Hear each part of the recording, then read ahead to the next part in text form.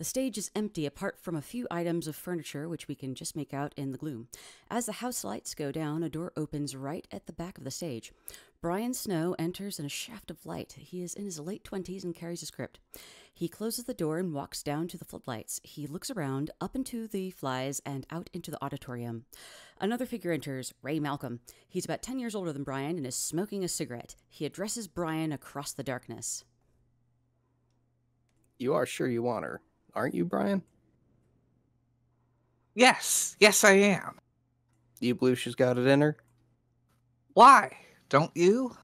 No, I'm asking you. Well, yes, I do. Has she read it? She's had the script for a fortnight, and apparently she wants to meet me. Good. It's up to you then. Me? You'll be alright.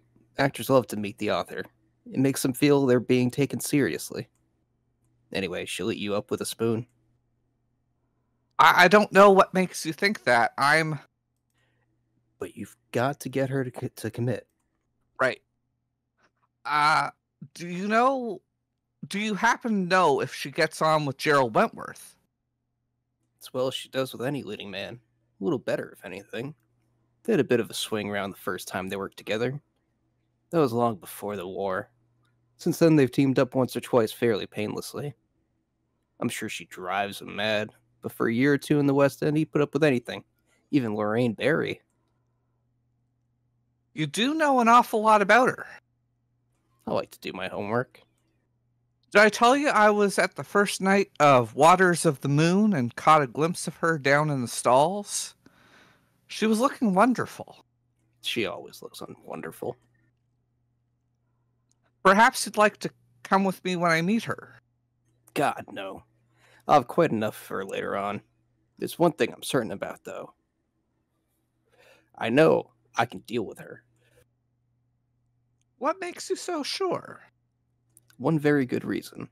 Despite everything, despite all the tantrums and traumas, she's a bloody good actress, and she knows it as well as I do.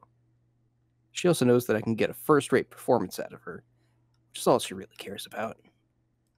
But before I can do that, she's got to say yes. Of course. I did wonder if I could just ask you a couple things about the script. No, not now. Just put your mind to hooking our leading lady. Yes.